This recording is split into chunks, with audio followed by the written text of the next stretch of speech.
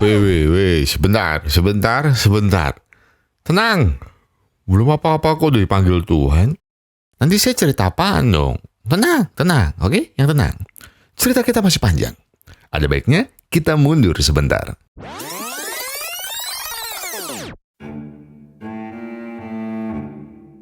Menikah, iya, sebuah status paling tinggi dalam sebuah hubungan manusia. Terus apa sih biasanya yang akan kalian harapkan setelah menikah? Tentunya kerja stabil, finansial oke, punya anak 11, hubungan mertua dan menantu harmonis yang intinya hidup penuh kebahagiaan lah. Dan kalau bisa sih ya nggak perlu ada drama piring pecah tiap pagi atau semprotan istri yang marah-marah karena nemu celana dalam motif macan tutul di dompet suami. Emangnya muat ya?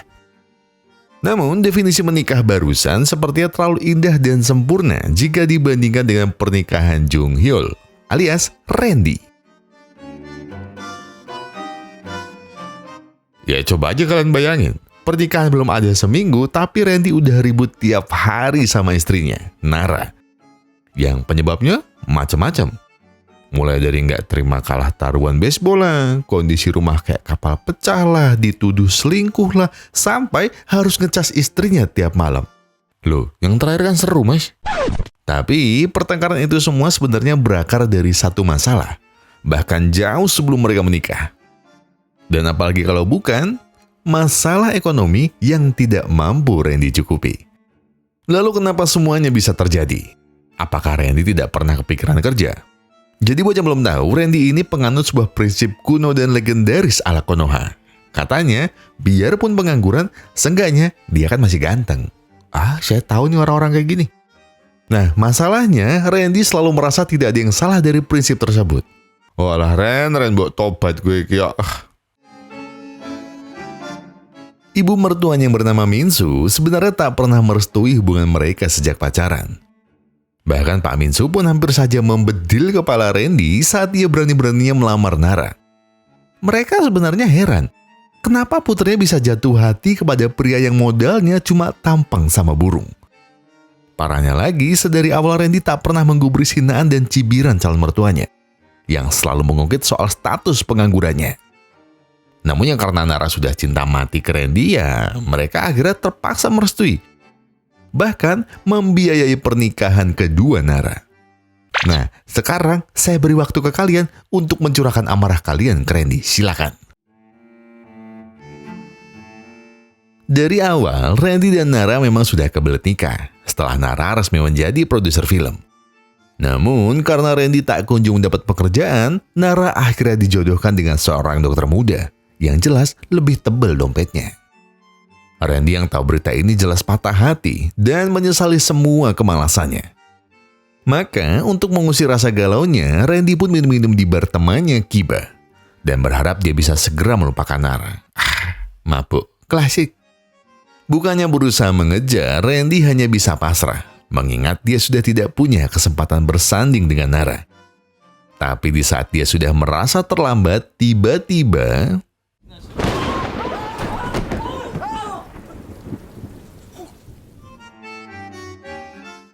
iya, kalian gak salah lihat. Demi pria Mokondo seperti Randy, Nara sampai bela-belain membatalkan pernikahannya hingga menerjang hujan badai ke sini. Padahal sebentar lagi Nara sudah bisa hidup bahagia. Malah milih hidup terjal dan menantang maut bersama Randy. Melihat perjuangan dan cinta Nara yang tulus, Randy pun meminta maaf dan berjanji akan berubah menjadi lebih baik. Tanpa berpikir panjang, Nara akhirnya memaafkannya dan mengingatkan Randy agar jangan sampai terlambat lagi di kesempatan kedua. Oke, mari kita kembali ke rumah tangga Randy. Walau terlihat banyak kurangnya, sebenarnya Randy bukannya tidak mau bekerja. Namun selama ini, dia sangat kekeh belajar menjadi pengacara secara otodidak. Alias, habis SMA, Randy langsung belajar sendiri tanpa kuliah. Maka Randy pun beralasan membutuhkan waktu yang sangat lama, hingga dia sekarang bisa magang di sebuah firma hukum. Ya walaupun belum kerja beneran, tapi mending lah. Minimal dia sudah tidak pernah minta uang bulanan ke Nara lagi. Namun semua senyum Randy rupanya tak bertahan lama, ketika Nara ketahuan tidak pernah mengurus rumah dengan benar. Karena menurut Nara, buat apa rumahnya rapi dan bersih, kalau besok rumahnya bakal kotor lagi. Ya nggak salah, cuma nggak bener sih mbak. Dan dari situlah Nara kepikiran buat, ya mendingan bulan depan Nara akan menyewa cleaning service aja. Mendengar itu, Randy jelas makin marah. Tapi sayangnya, Randy hanya marah-marah sendiri. Kenapa? Karena itu.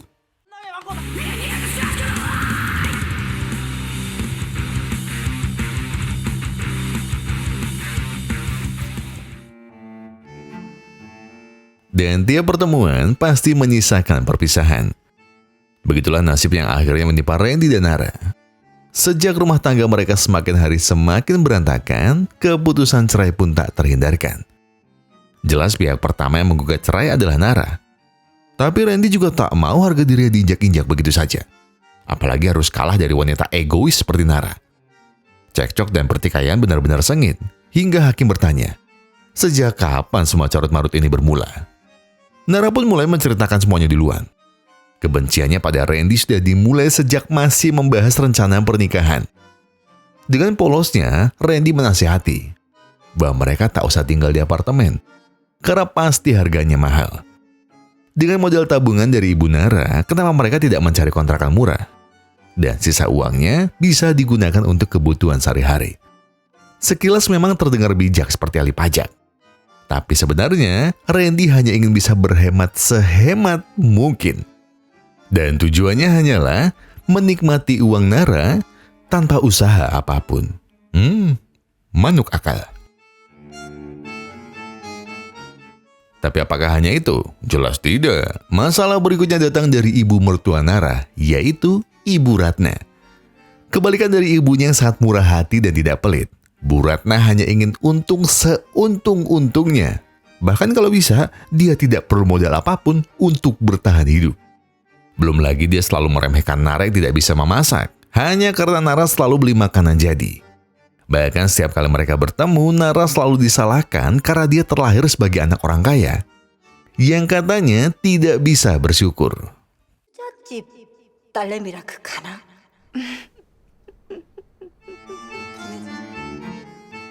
Tak terima dengan ultimatum bertubi-tubi dari Nara, Randy pun ganti unjuk gigi. Suatu waktu, Randy yang masih punya sisa uang dari mertuanya, akhirnya mau meluangkan waktu nganggurnya, mengikuti ajakan bulan madu Nara ke Swiss. Tapi yang terjadi, Nara malah berdiam diri di hotel seharian dan tidak mau berjalan-jalan bersamanya. Kalau tahu seperti itu, kenapa mereka harus jauh-jauh ke Swiss? 그게 신혼여행 사진입니다. 신혼여행 사진 같습니까? 우리 어머니가 보시고 우리 아버지 등산...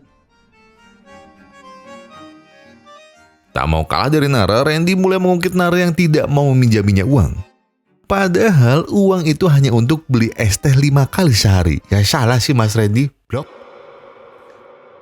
Sulitnya lagi, Nara justru selalu menyebutnya Mukondo pengangguran setiap kali mereka bertengkar hebat.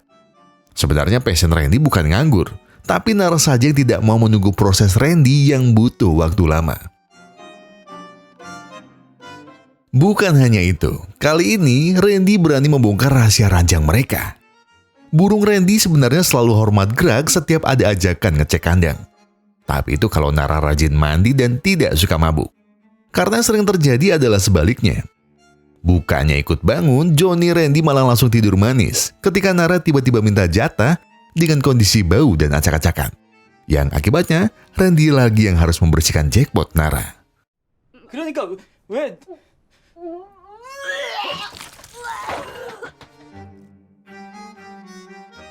Nara yang emosi karena aibnya disebar langsung ikut menyerang kelakuan Randy yang super norak saat Randy baru pertama kali numpang jadi orang kaya.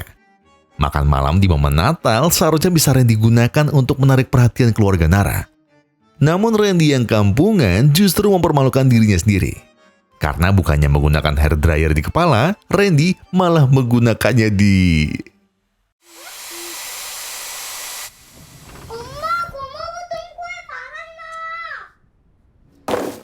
Ih, cocote, Randy.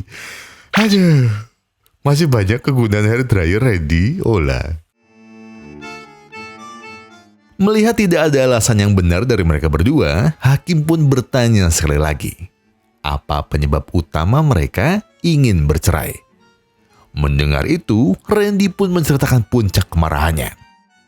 Kemarin malam adalah hari terakhir persiapan ujiannya menjadi pengacara profesional. Tapi gara-gara Nara selalu pulang kerja dalam kondisi mabuk, Randy jadi harus pindah tidur di sofa agar tidak kesiangan. Namun yang jadi masalah adalah keesokan harinya, Randy harus gagal mengikuti ujian karena...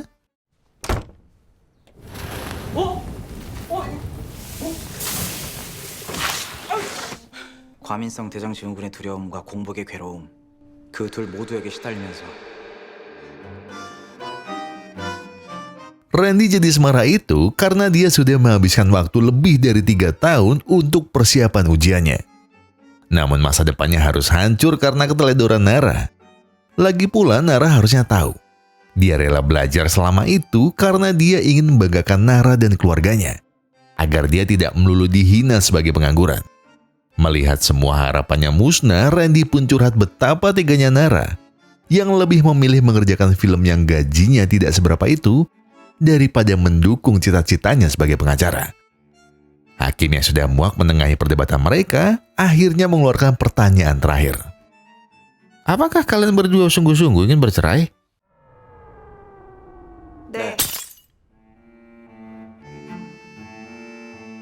Meski mereka ingin segera berpisah, tapi mereka perlu menunggu 30 hari sampai masa rujuk mereka berakhir. Namun keputusan mereka berdua sudah bulat. Apapun keadaannya, pantang bagi mereka untuk kembali.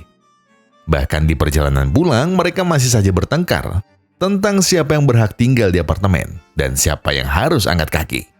Seperti biasanya, tak akan ada yang bisa menghentikan pertengkaran mereka, kecuali...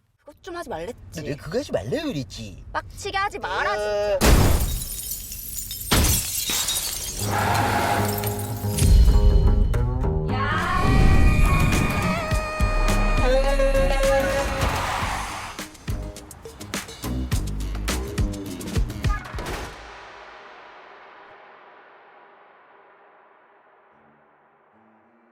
Setelah koma lebih dari 24 jam, akhirnya mereka berdua sadar juga.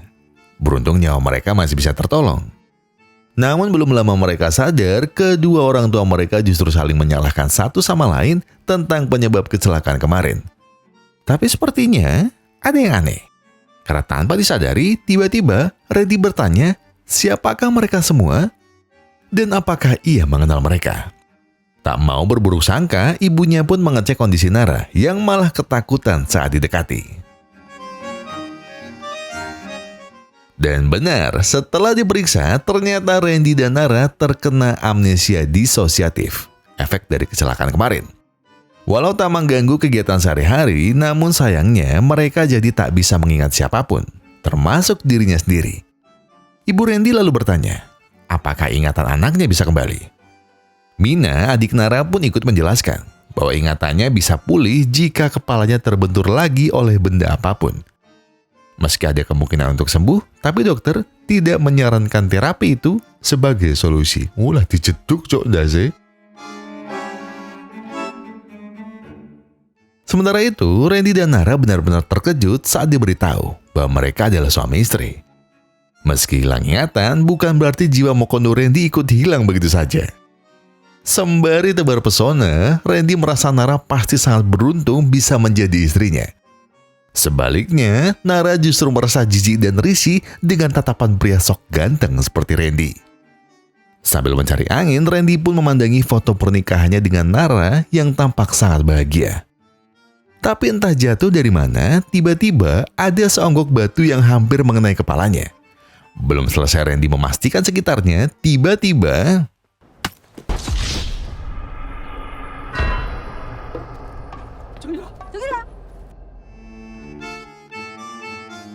Ya, dan benar, seperti yang saya takutkan selama ini. Bu Ratna ternyata beneran menelan mentah-mentah saran dari Mina. Ya mungkin caranya berhasil, kalau batunya enggak segede tangan Thanos. Ya Allah, bu, mesak ya anaknya. Setelah diobati, Randy pun kembali menemui Nara. Di sana ia bingung dengan sebuah tanggal yang tampak penting di bulan depan. Sambil berusaha mengingat, Nara berkata, mungkin itu adalah hari jadi pernikahan mereka. Namun dengan cepat Mina pun bilang bahwa itu adalah tanggal resmi perceraian mereka. Randy jelas kaget. Kenapa belum sebulan menikah mereka harus bercerai? Mina yang sudah hafal akal bulus Mokondo hanya memainkan lagu Begadang dari Pak Haji Rhoma Irama. Di sisi lain, kedua ibu mereka sekarang sedang dilema. Itu semua karena dokter memberi saran yang terdengar mustahil diwujudkan. Katanya, satu-satunya jalan agar ingatan mereka kembali hanyalah dengan tinggal bersama seperti dulu. Dan ketakutan mereka jelas sama. Bagaimana kalau anak mereka justru jatuh cinta lagi? Meski awalnya sama-sama gengsi dan canggung, mereka pun sepakat untuk menyatukan mereka kembali.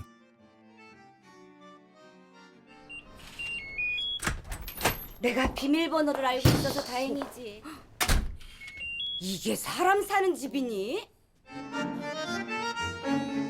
Melihat apartemen sekumuh ini, mereka penasaran.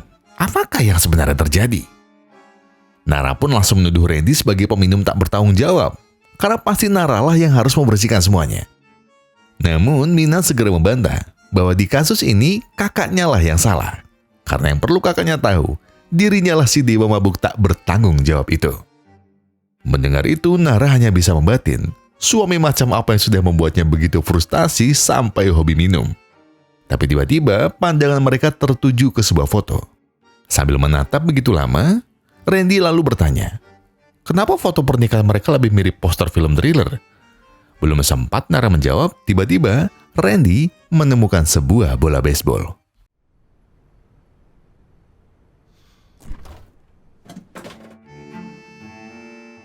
Tak mau putrinya salah jatuh cinta lagi, orang tua Nara pun mengadakan sebuah pesta reuni bersama semua orang yang pernah mengenal Nara maupun Randy. Akhirnya, satu persatu kerabat dan sahabat mulai mengenang semua pengalaman mereka. Mulai dari guru SMP Nara yang pernah memergokinya merokok di kelas, mantan calon suami Nara, sahabat Randy yang stres gara-gara kripto, hingga keponakannya yang trauma melihat burung Randy dikeringin. Namun, semuanya sia-sia. Karena tak ada yang berhasil mengingatkan mereka berdua sebagai pasangan. Tapi kali ini Randy beruntung, karena dia bertemu sahabat dekatnya Kiba, yang dulu sering menemaninya ketika sedang galau. Darinya, Randy akhirnya tahu bagaimana dia bisa mengenal Nara. Suatu hari saat Randy masih polos dan sibuk belajar kelompok di sebuah bar, Kiba salah mendengar saat Randy ingin membayar pesanannya. Alhasil Kiba yang mendengar Randy butuh seorang wanita, akhirnya sembarang mencomot wanita yang sedang mabuk. Dengan bakat alaminya mencampur Milo dengan susu bendera, Randy pun mencoba sok asik mencampur semua minuman temannya agar mereka bisa mengobrol. Tapi wanita itu justru meninggalkannya saat Randy mencoba tersenyum.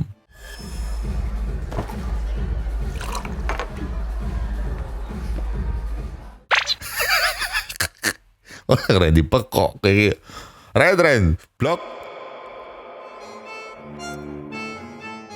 Walau Randy terlihat cupu, aslinya Randy adalah pemuda yang cukup sporty. Meski tujuannya adalah taruhan, namun Randy tetap merasa keren saat dirinya menonton pertandingan baseball. Dan di saat itulah Randy akhirnya melihat seorang wanita yang tidak asing. Kenapa tidak asing? Itu karena si wanita tetap mabuk dan meracau di mana-mana sekalipun di tengah keramaian.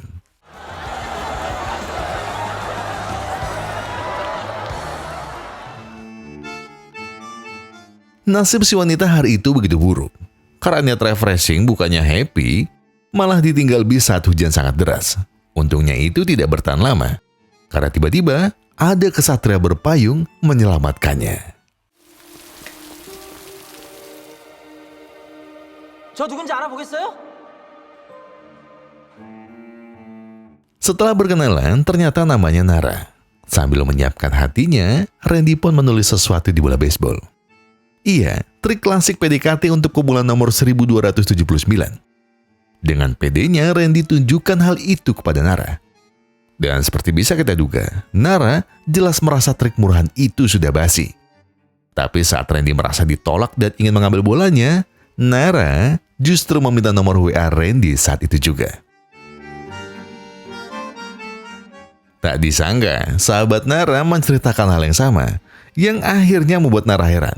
Kenapa malah dirinya yang pertama kali meminta kontak Randy? Namun sebelum pergi, Nara diam-diam memuji penampilan Randy yang terlihat manis dengan setelan borjuis seperti saya. Singkat cerita, waktu rujuk tinggal 15 hari lagi. Namun masalahnya sampai sekarang, mereka sama sekali tak ingat keburukan masing-masing. Dan tentunya ini adalah masalah serius. Karena bisa-bisa mereka tak jadi bercerai. Maka untuk mengembalikan memori mereka, Bu Min-soo pun segera mendatangi klinik hipnotis Uya Kuya cabang Seoul. Setelah dihipnotis, Randy akhirnya mengakui bahwa dirinya lah penyebab kebakaran tempo hari. Hari itu, Randy sebenarnya tahu bahwa Nara begitu peduli dengannya. Nara yang ditanya pun ikut bersaksi bahwa sebenarnya dia hanya ingin menyiapkan sarapan bubur untuk Randy sebelum ia berangkat ujian. Namun karena dia sangat pusing sehabis minum, alhasil dirinya malah ketiduran. Menyadari bahwa selama ini mereka hanya salah paham, Randy dan Nara pun saling meminta maaf dan akhirnya semakin mengerti bahwa kasih sayang mereka ternyata begitu tulus dan tidak seharusnya mereka saling menyalahkan. Bukannya saling membenci, rencana Bu Min-soo pun justru berbuah manis, yang artinya Bu Min-soo harus segera mencari cara memisahkan mereka sebelum cinta Randy dan Nara semakin besar. 최면 치유를 통해서 관찰해봤습니다. 나라 씨, 전 진짜 개새끼가 맞아요. 사이 좋게 이혼하게 되겠네요. 이해해지 싶은데. Semakin hari, tak terasa memori suami istri mereka kian terhubung. Seperti pagi itu, saat mereka tak sengaja bersamaan masuk ke kamar mandi, yang tak lain sebuah medan tempur kesukaan mereka berdua sebelum memulai hari. Tapi ya, yang namanya amnesia, jelas mereka sama-sama kaget saat ada yang berdiri tegak, tapi bukan keadilan.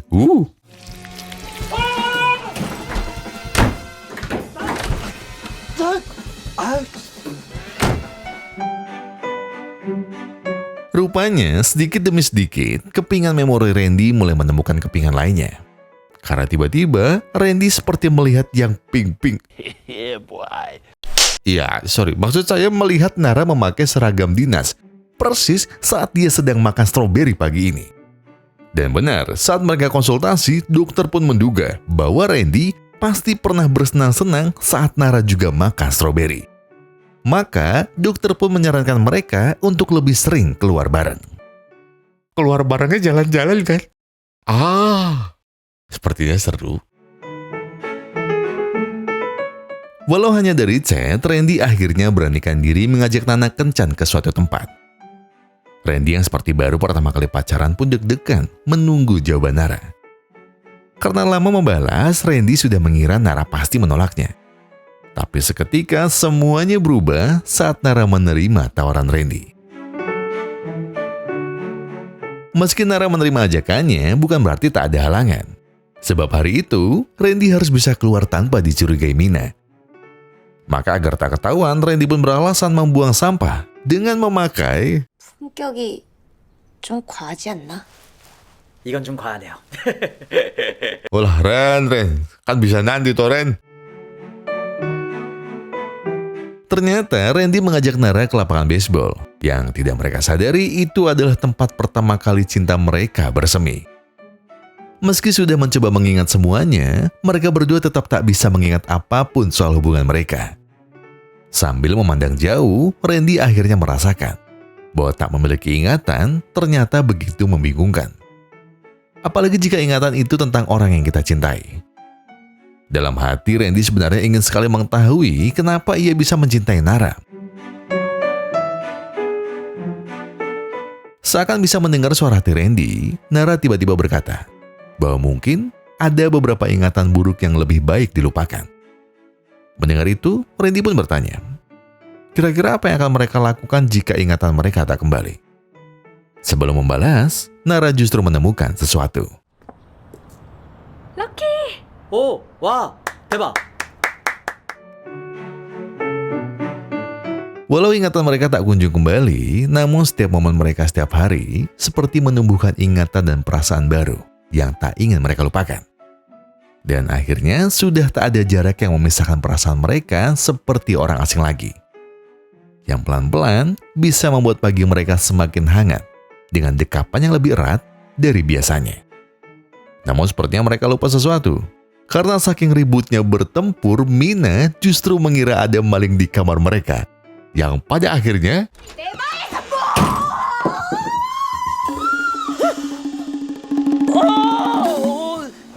Mina kaget, mereka berdua kaget. Saya pun juga kaget. Wah, Mas, seru kayaknya, Mas.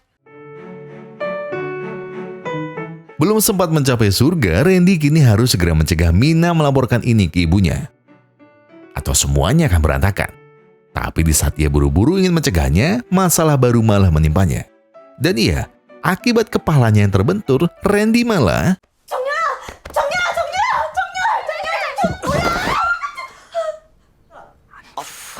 처제 미안하지만 미안할 일 아니야. 미안해. 받아도 돼. 부담 갖지 않아도 되는 거야. 자, 어른이 주면 감사합니다 하고 받는 거야. 받아. 괜찮아. 거기 누가 뭐야? 처제 이거 들어. 자 이거 들어. 자 이거 가지고 저기 백화점 가.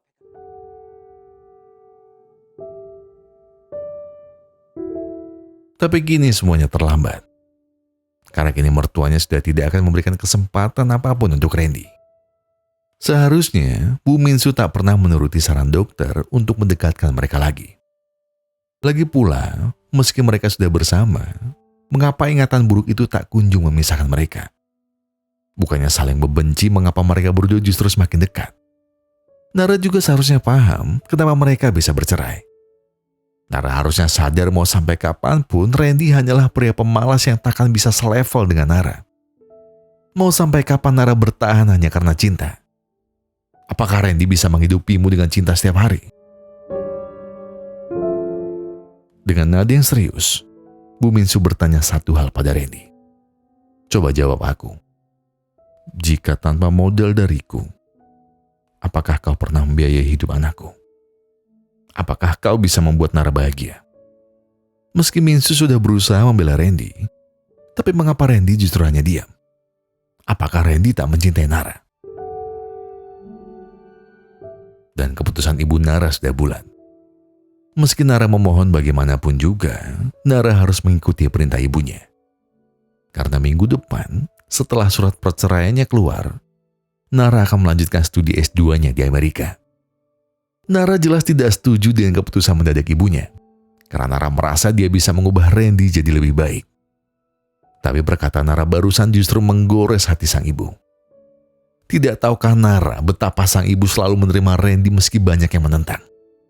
Apakah Nara tahu sudah berapa lama ia menutup mata, mulut, dan telinga dari semua orang yang membenci rumah tangga Nara? Asal Nara harus tahu, ia melakukan itu semua hanya karena Nara. Hanya agar putrinya bisa mendapatkan kebahagiaan. Tapi apa yang Nara dapat setelah menunggu lama? Apakah Randy pernah berubah sedikit saja agar tidak melukai Nara? Di momen ini, ibunya hanya ingin Nara tahu jika Randy bukanlah pria yang baik untuknya. Percayalah, ibu hanya tidak ingin anak ibu terluka. Namun, di hari ke-30, Nara ingin membuktikan semua anggapan ibunya salah. Malam itu, Nara sudah tak memikirkan gengsi atau apapun lagi. Dan lebih dari itu, Nara sengaja menemui Randy untuk menyampaikan sesuatu. Pertama, Nara ingin bertanya, apakah benar ingatan Randy sudah kembali? Bersama dinginnya malam, Randy hanya bisa mengangguk dan bertanya kembali. Bagaimana Nara bisa tahu? Dengan lirih, Nara berkata bahwa ia bisa membaca rasa kecewa yang begitu dalam di mata Randy. Itu sejak dia terbentur untuk kedua kali. Bahkan Randy tak membela Nara sedikit pun di hadapan ibunya. Bahkan Randy juga tak memperjuangkan Nara ketika ibunya hendak memastikan masa depan putrinya. Melihat Randy yang masih membisu, Nara akhirnya bertanya, apakah Randy pernah mencintainya? Setidaknya beritahu aku, kalau cintaku tak bertepuk sebelah tangan, beri aku kepastian. Apakah cintaku akan berbalas? Dan sekali lagi, Nara harus kecewa. Karena Randy hanya bungkam. Maka sekarang Nara tahu bahwa semua perkataan ibunya benar. Ibunya benar karena akhirnya Nara tahu bahwa di masa lalu, Randy memang tak pernah mencintainya.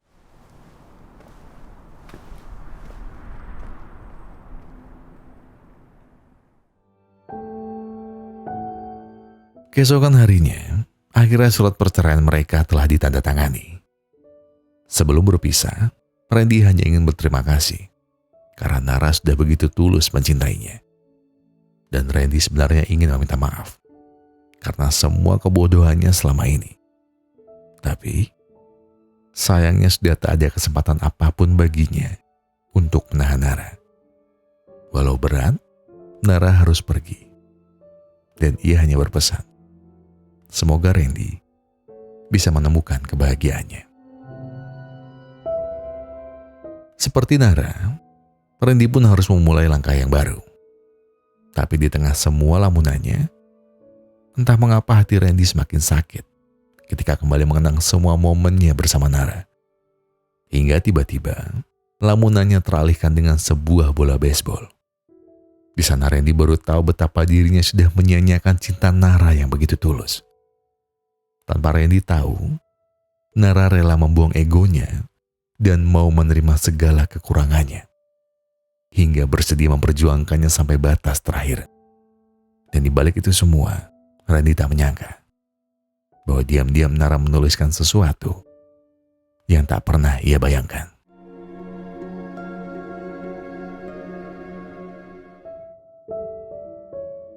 Namun segalanya memang harus usai di sini. Karena hari itu mantan mertuanya mendatangi dan berkata, ia harus segera berkemas sebelum Nara berangkat. Dengan nada yang berbeda, Ibu Nara mengingatkan sekali lagi bahwa ia sudah harus pergi dari sini sebelum pukul 9 malam. Karena Nara akan pergi dari Bandara Incheon tepat pukul 9. Malamnya, Randy sengaja ingin menghabiskan hari terakhirnya di sini sebagai ucapan selamat tinggal. Karena ia sudah tak mungkin bertemu Nara lagi. Setidaknya, dia ingin memeluk kenangannya untuk terakhir kali. Tapi teman-temannya bertanya, apakah Randy tak menyadari sesuatu yang aneh? Dengan polos Randy pun berkata iya. Dia tahu sangat aneh rasanya harus tinggal sendiri tanpa Nara. Tapi bukan itu, bentak Kiba. Apakah kau tak sadar mengapa Bu Minsu menyuruhmu pergi dari sini sebelum pukul 9? Randy yang tak tahu maksud Kiba pun semakin tertunduk lesu.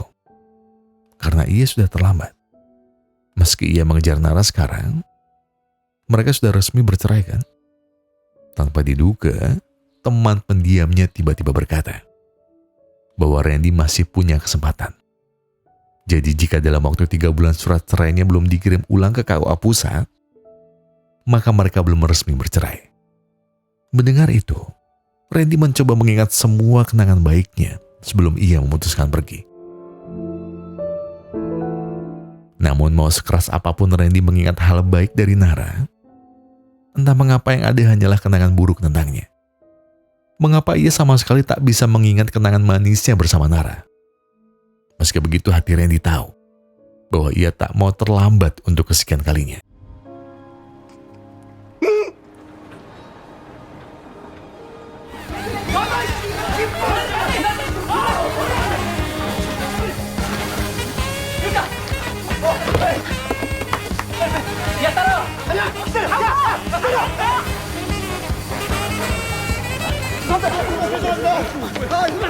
너무 죄송하다. 이렇게 입고 왔어?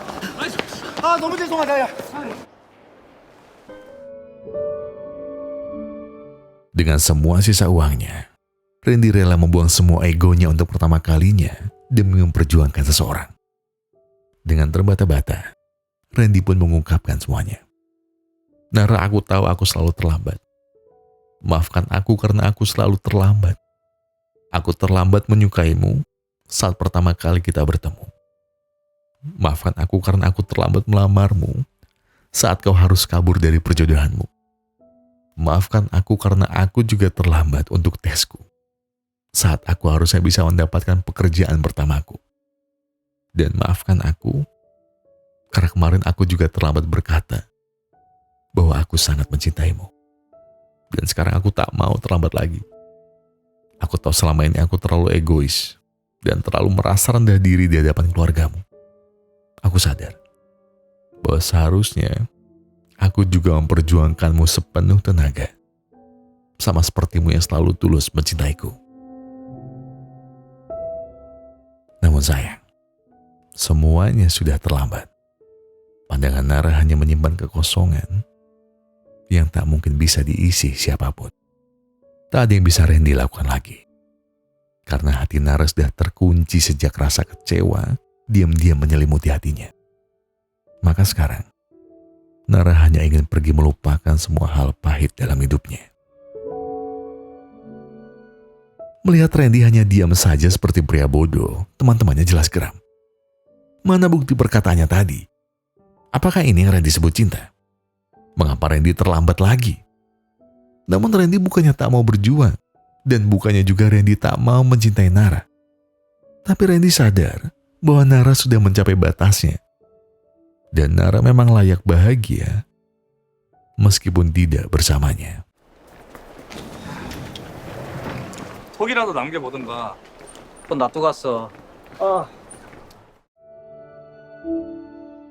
Namun di saat semua harapan Randy perlahan tenggelam, tiba-tiba 노정열! 다리 좀 비켜줄래? tanpa disangka, Nara memutuskan kembali. Nara akhirnya kembali karena ada yang berubah dari Randy. Bukan hanya karena Randy tiba-tiba menyusulnya. Lebih dari itu, Nara baru pertama kali ini melihat Randy mau mengalah dan mengakui kelemahannya.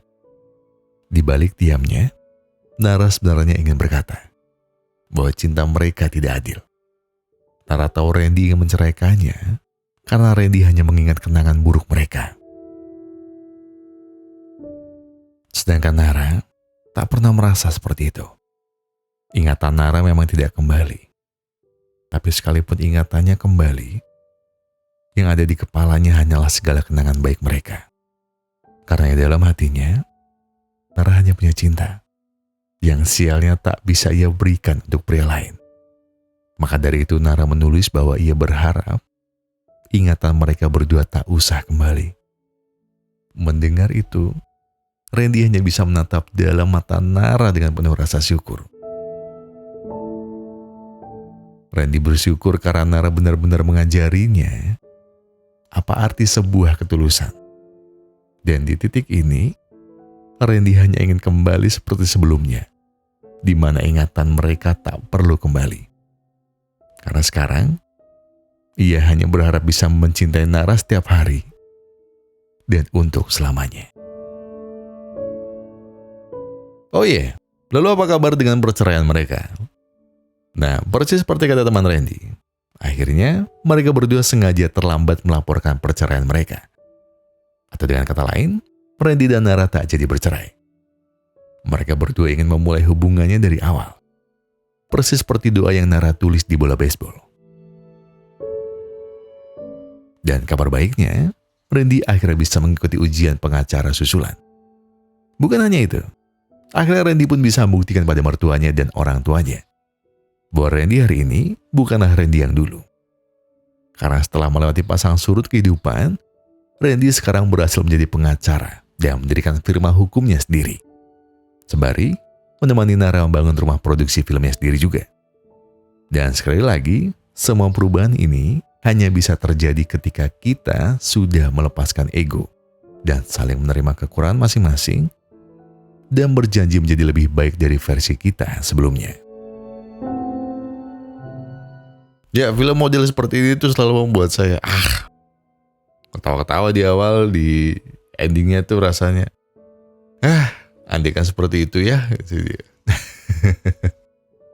Tapi kalau ngomongin soal pernikahan tuh saya gak ada pengalaman baik. Enggak, maksudnya bukan jadi kan salah sangka nanti orang. Maksudnya gini, bukannya gak punya pengalaman baik untuk diri sendiri ya, maksudnya dari cerita teman dan orang-orang yang saya tahu itu beberapa pernikahan mereka kurang berakhir dengan baik lah, itu dia. Ada yang awalnya kayaknya bakal langgeng nih orangnya gini-gini, ternyata di tengah-tengah enggak. Bahkan ada teman dekat saya yang dua-duanya sepasang kasih ini yang saya tahu dari bagaimana awalnya mereka dan bagaimana si cewek ini berusaha ngedukung si cowok. Karena si cowoknya ini saya juga tahu kelakuannya. ngedukung si cowok, pokoknya dia nemenin lah, dia nemenin sampai sebegitunya, sampai akhirnya mereka menikah. Si cowok juga, keluarga mereka terlihat sangat harmonis. Saya melihatnya, impian-impian mereka mulai terjawab satu-satu, sampai pada satu ketika saya membaca sebuah, bukannya membaca, tapi saya mendengar sebuah cerita yang kurang bagus dari keduanya. Karena ya intinya ada permasalahan soal komitmen, terutama dari pihak laki-laki.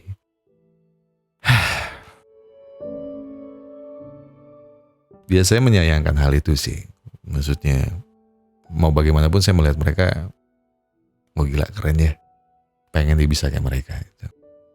Tapi dari hal itu, dari kejadian itu, saya jadi keinget omongannya Dokter Tirta nih situ.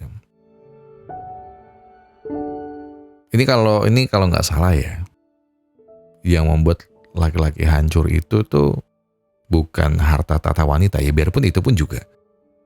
Tapi ada urusan ego dan mimpinya. Enggak, saya nggak bakal membahas soal ego dan mimpinya, tapi melewati yang tahap satu nih, harta tata dan wanita nih. Teman saya ketika mulai menikah, ketika sudah menikah, harta dan tahtanya juga oke, sampai ke ujian yang terakhir untuk naik level ini ternyata ya kurang lah. Dan saya kenapa ngomong ini, mungkin sebagai reminder buat diri saya juga ya. Biarpun saya belum mengarah ke sana dan rasanya masih banyak waktu lah.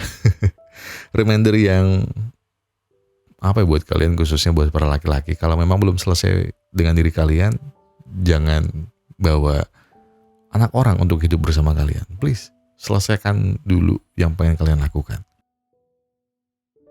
Tapi nikah muda bagus bang, begini. Iya, saya tahu pasti ada rezekinya di situ. Tapi gak ada salahnya juga kok rezekinya itu kalian pakai buat diri sendiri deh. Jangan dulu dibagi deh di situ. Kalau buat yang belum siap ya sekali lagi ya. Karena kembali lagi itu karena kebetulan dari lingkungan saya berakhirnya kurang bagus, dan saya ngambil kesimpulan kayaknya ya dirasanya mending selesaiin dengan diri sendiri dulu deh. Jadi yang saya cari itu buat diri saya, ataupun saya kasih buat adik-adik saya, buat orang tua, itu aja dulu di situ. Berarti nggak boleh menikah? Ya enggak, boleh. Kalau siap silakan. Siap yang bagaimana? Siap dengan segala konsekuensi dan masalahnya. Siap dengan segala pasang surutnya yang gak hanya cuma cinta aja. Kalian harus ingat, cinta itu gak bisa buat beli beras. Dan ini gak hanya cuma masalah ekonomi, banyak. Termasuk ego kalian. Termasuk pengertian kalian. Jadi ya sekedar reminder aja, dan ini juga buat diri saya sendiri juga. Jadi ketika kalian sudah memutuskan untuk mengajak seseorang untuk hidup bersama kalian sehidup semati, pastikan jangan sampai kurang apapun. Biarpun kita tahu Tuhan selalu memberikan rezeki sesuai dengan porsinya, tapi kalian harus tanemin di kepala kalian dan di hati kalian. Kalian harus bisa memprovide pasangan kalian dengan sangat baik. Bahkan minimal harus seperti orang tua mereka.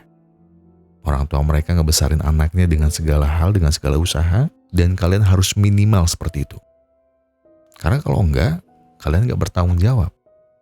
Kalian gak bertanggung jawab sama dia, sama orang tuanya, dan sama janjimu sendiri. Apakah berat? Iya, kalian harus bilang itu berat. Tapi kalian harus ingat, kalian laki-laki. Sudah sepatutnya laki-laki datang memang sebagai orang yang membawa sesuatu. Bukan hanya harta, bukan hanya tahta, tapi juga kesiapan diri untuk mengarungi hiruk pikuk dunia yang kadang sering bercanda. Kayaknya berat ya? Ya udahlah. Saya Gugun dan segenap tim Pusrem Glory mengucapkan terima kasih. Terima kasih buat kalian semua yang sudah menonton video sampai habis. Terima kasih buat kalian semua yang sudah memberikan like, memberikan komentar, mensubscribe, dan juga memencet tombol thanks-nya. Karena apapun yang kalian lakukan untuk channel ini sudah bantu channel ini berkembang sampai hari ini. Dan sebagai penutup, saya pengen bilang ke kalian semua, kalau kalian lagi banyak masalah itu berat banget, yang tenang. Gak perlu buru-buru, gak perlu nyusu-nyusu. Selesaikan semuanya dengan kepala yang dingin. Jadi sekarang, tarik nafas, buang, tenggak kopinya, ambil koreknya dan sebatin aja dulu.